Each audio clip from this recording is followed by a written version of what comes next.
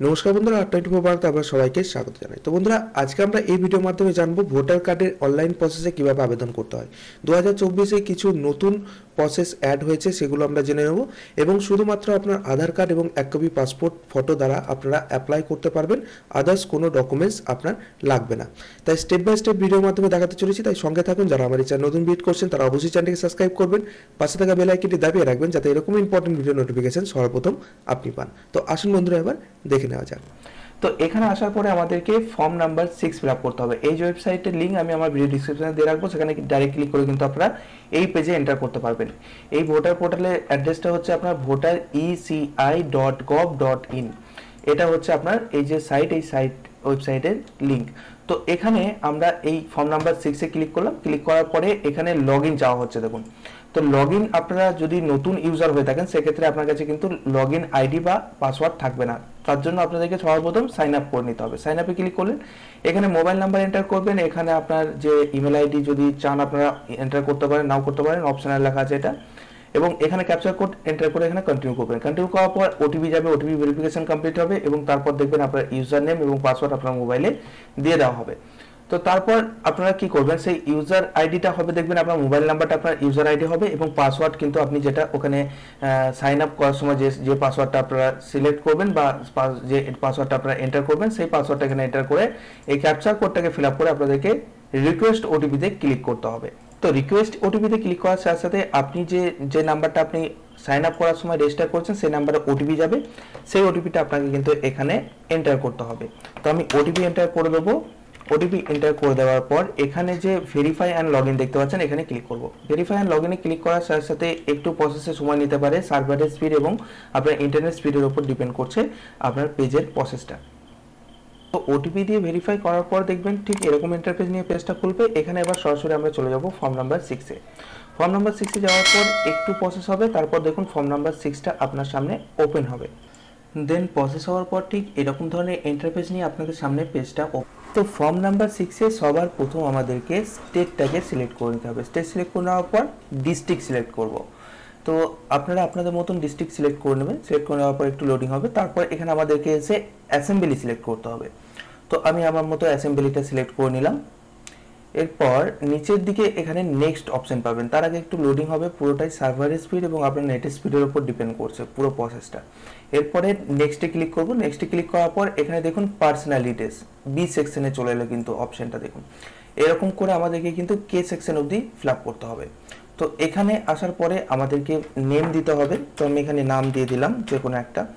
তো নাম দেওয়ার পর এখানে আমাদেরকে সারনেম দিতে হবে এবং দেখুন নিচে বাংলা নামটা কিন্তু অটোমেটিক্যালি কনভার্ট হয়ে যাচ্ছে। যদি দেখেন যে আপনার বাংলা স্পেলিংটা ঠিক আসছে না, তখন এই যে সাইডে কিপ্যাড অপশনটা দেখতে পাচ্ছেন, এই কিপ্যাডে গিয়ে আপনারা ক্লিক করে কিন্তু এখান থেকে নিজের মতো করে আপনারা বাংলা বানানটাকে বানিয়ে নিতে পারেন।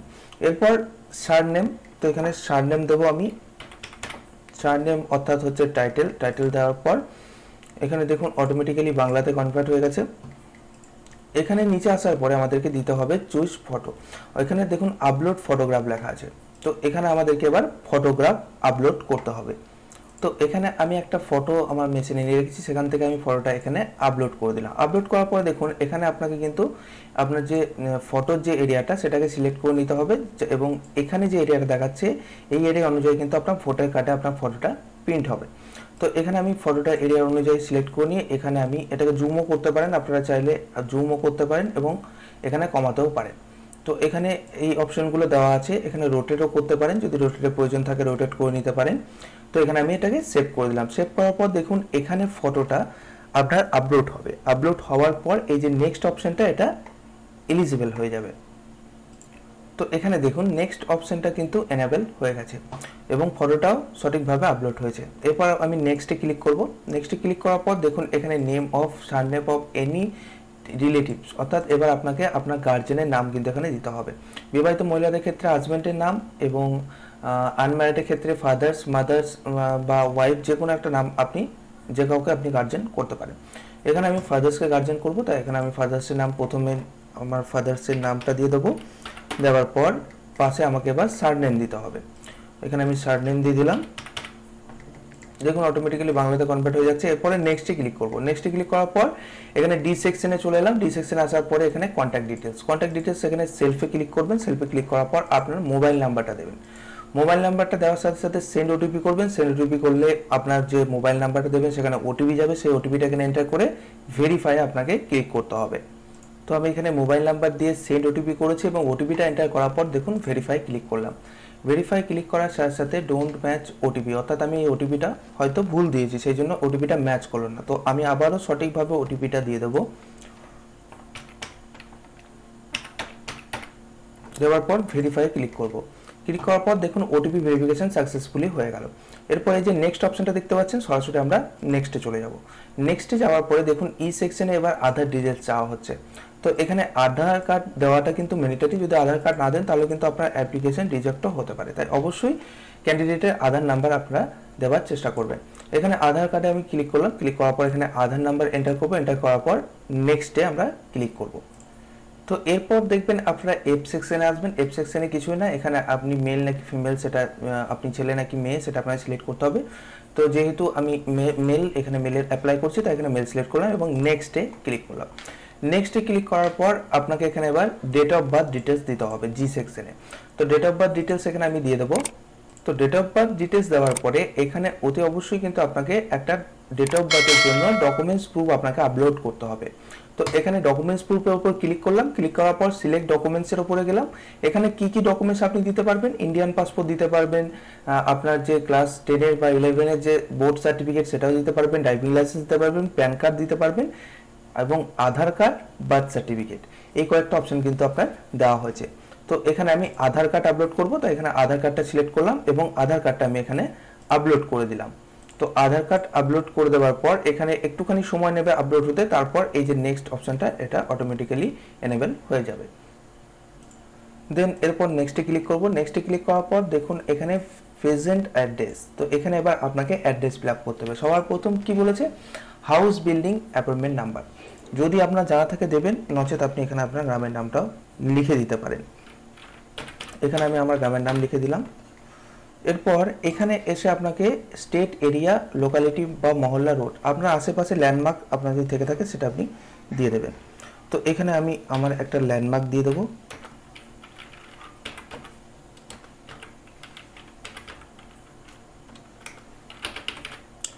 দেওয়ার পর পাশে এবার আপনাকে ভিলেজ, অর্থাৎ আপনি যদি গ্রাম থেকে বিলং করেন তাহলে গ্রামের নাম দেবেন, যদি শহর থেকে বিলং করেন সেক্ষেত্রে আপনি আপনার শহরের নামটা এখানে লিখে দেবেন। এরপর পোস্ট অফিস, আপনার যে গ্রামের যে পোস্ট অফিস বা শহরের পোস্ট অফিস আপনাকে এখানে আপনার পোস্ট অফিসের নামটা দিতে হবে। তো এখানে আমি আমার পোস্ট অফিসের নাম দিয়ে দেবো। দেওয়ার পর পাশে দেখুন পিনকোড, এখানে আপনি পিনকোড নাম্বার দিয়ে দেবেন। আপনার যে পোস্ট অফিসের পোস্টাল পিনকোড, সেই পোস্টাল পিনকোড নাম্বার আপনাকে এখানে দিতে হবে। তারপর এখানে মহল্লা, আপনি এখানে আপনার ব্লক কিংবা মিউনিসিপ্যালিটির নাম এখানে লিখে দেবেন।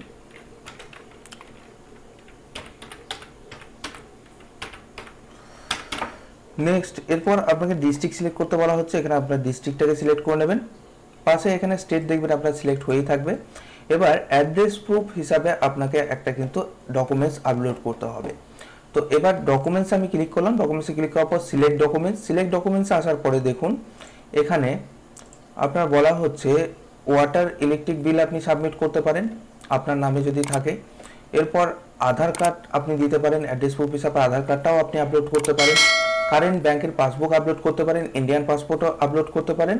এখানে আপনি আপনার ল্যান্ড রেকর্ড, অর্থাৎ যে পর্চা, আপনার যে জমি জায়গার যদি পর্চা আপনার নামে থেকে থাকে ওই ঠিকানায়, তাহলে আপনি সেটা কিন্তু আপলোড করতে পারেন।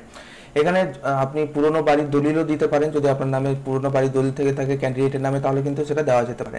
তো আমি এখানে সরাসরি আধার কার্ড দেবো, তাই এখানে আধার কার্ডটা সিলেক্ট করে নিলাম। আধার কার্ড সিলেক্ট করে নেওয়ার পর সেই আধার কার্ডের এটা আমি এখানে আপলোড করে দিলাম। আপলোড হয়ে যাওয়ার পরে আবারও এটা এনেবল হবে, দেখুন এনেবল হয়ে গেছে। এরপর আমি নেক্সটে ক্লিক করব। নেক্সটে ক্লিক করার পর এখানে আপনাকে বলা হচ্ছে আই সেকশনে ক্যাটাগরি অফ ডিসেবিলিটি, যদি কোনো রকম কোনো প্রতিবন্ধী হয়ে থাকে ক্যান্ডিডেট বা যার নামে অ্যাপ্লাই করছে তিনি যদি প্রতিবন্ধী হয়ে থাকেন, সেক্ষেত্রে এই অপশনগুলো আপনাকে ফিল আপ করতে হবে, কী ধরনের প্রতিবন্ধী বা কত পার্সেন্টেজ এই সমস্তগুলো দিতে হয়। যদি কিছু না হয়ে থাকে তাহলে এই সেকশনটা আপনাকে কোনো কিছু করার প্রয়োজন নেই, আপনি সরাসরি নেক্সটে ক্লিক করবেন। নেক্সটে ক্লিক করার পর যে সেকশনে আপনি এখানে আবার চলে আসবেন, যে সেকশনে আসার পরে এখানে this details of family member already include enrolment, অর্থাৎ এনরোলমেন্টে অলরেডি নাম আছে এমন কোনো ফ্যামিলি মেম্বারের কিন্তু এখানে আপনাকে অ্যাপিক নাম্বার দিয়ে আপনার নাম দিয়ে এখানে রিলেশনশিপ আপনাকে দিতে হবে সে কে হচ্ছে, এবং এখানে তার অ্যাপিক নাম্বারটা দিতে হবে। যেহেতু গার্জেন আমার বাবাকে করেছে তাই বাবার অ্যাপিক নাম্বারটা আমি এখানে এন্টার করব। তো এখানে আমি আবারও আমার বাবার নামটা লিখে নেব। দেওয়ার পর এখানে রিলেশনশিপে আমি ফাদার সিলেক্ট করলাম, এরপর বাবার যে অ্যাপিক নাম্বার সেই অ্যাপিক নাম্বারটা আমি এখানে দিয়ে দেবো, অ্যাপিক অর্থাৎ ভোটার কার্ড নাম্বারটা। দেন অ্যাপিক কার্ড নাম্বার দেওয়ার পর আমি এখানে আবার নেক্সটে ক্লিক করব। নেক্সটে ক্লিক করার সাথে সাথে দেখুন ডিক্লারেশন, এবার কে সেকশনে এসেছি অর্থাৎ লাস্ট সেকশনে। তো ডিক্লারেশনের জায়গাতে আমাদেরকে এখানে আমাদের ভিলেজের নামটা লিখে দিতে হবে, যদি টাউন থেকে টাউনের নাম লিখবেন। তো এখানে আমি ভিলেজের নাম লিখে দিলাম। দেওয়ার পর এখানে স্টেটটা আরেকবার সিলেক্ট করে নেবো। সিলেক্ট করে নেওয়ার পর ডিস্ট্রিক্টটা আমাদেরকে সিলেক্ট করতে হবে।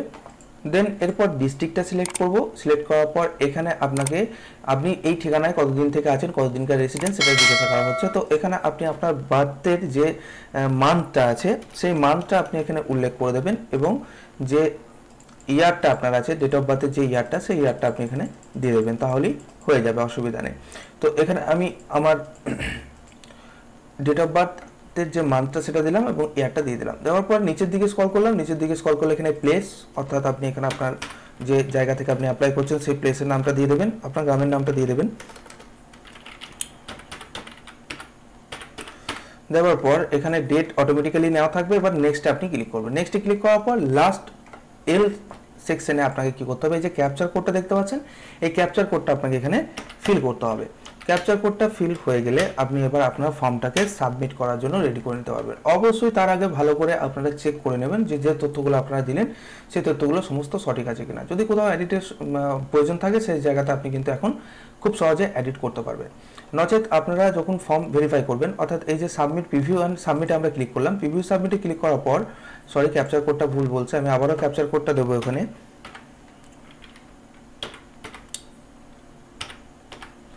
দেওয়ার পর এখানে প্রিভিউ অ্যান্ড সাবমিটে আমি ক্লিক করলাম। করার পরে দেখুন এখানে ফর্মটা এসছে, আপনারা খুব ভালোভাবে চেক করে নেবেন যে সমস্ত তথ্য আপনার সঠিক আছে কিনা। যদি সঠিক থাকে তাহলে সরাসরি আপনারা এখানে যে সাবমিট অপশনটা দেখতে পাচ্ছেন সাবমিট অপশনে ক্লিক করলে কিন্তু আপনার ফর্মটা সাবমিট হয়ে যাবে। যদি এডিটের প্রয়োজন থাকে, দেখুন যদি এই যে কোনো জায়গাতে আপনার হয়তো কোনো কিছু ভুল আছে আপনি দেখতে পাচ্ছেন, তাহলে সেটা আপনি এডিট করতে পারবেন কিপ এডিটে ক্লিক করে। এই যে অপশনটা দেখতে পাচ্ছেন এখানে ক্লিক করে কিন্তু আপনি সেটাকে এডিট করে নিতে পারেন। তো আমার সমস্ত কিছু তথ্য ঠিক আছে, তো আমি এখানে সাবমিটে ক্লিক করব। সাবমিটে ক্লিক করার সাথে সাথে এখানে আরেকবার সিওরিটি নেবে যে আপনি শিওর ফর্মটা সাবমিট করতে চাইছেন। তো আপনি এখানে ইয়েস করবেন। ইয়েস করার পর দেখুন আপনার যে এখানে ইয়েস করলাম, ইয়েস করার পর দেখুন এখানে আমার যে সিরিয়াল নাম্বার অর্থাৎ এখানে যে রেফারেন্স নাম্বারটা এই রেফারেন্স নাম্বারটা আমার দিয়ে দেওয়া হয়েছে। এই রেফারেন্স নাম্বারটা আপনাকে নোট করে রাখতে হবে, ভবিষ্যতে আপনি কিন্তু এই নাম্বারটা দিয়ে কিন্তু আপনি অ্যাপ্লিকেশনটা চেক করে দেখতে পারবেন যে আপনার কার্ডটা কত দূর হয়েছে।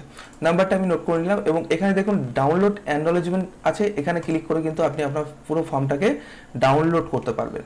যে ফর্মটা আপনি ফিল আপ করলেন সেই ফর্মটা এখানে দেখুন সরাসরি ডাউনলোড হয়ে চলে এসছে। তো এইভাবে আপনারা এই ফর্মটাকে পুরোপুরি কিন্তু ডাউনলোড করতে পারেন। তো এখানে আমি রেফারেন্স নাম্বারটা নোট করে নিলাম। নোট করে নেওয়ার পর আমি এবার দেখিয়ে দিই আপনাদেরকে যে স্ট্যাটাসটা কীভাবে আপনারা চেক করবেন। স্ট্যাটাস চেক করার জন্য আপনারা আপনাদের ড্যাশবোর্ড ওপেন করবেন। ড্যাশবোর্ড ওপেন করার পর ট্র্যাক অ্যাপ্লিকেশনে যাবেন। ট্র্যাক অ্যাপ্লিকেশনে যাওয়ার পর এখানে আপনার সেই রেফারেন্স নাম্বারটা দেবেন। রেফারেন্স নাম্বার দেওয়ার পর এখানে স্টেটটাকে সিলেক্ট করে নেবেন। করে নেওয়ার পর সাবমিটে ক্লিক করবেন। সাবমিটে ক্লিক করলেই আপনার নিচে কিন্তু আপনার স্ট্যাটাসটা শো করবে যে আপনার অ্যাপ্লিকেশনের স্থিতিটা কী আছে।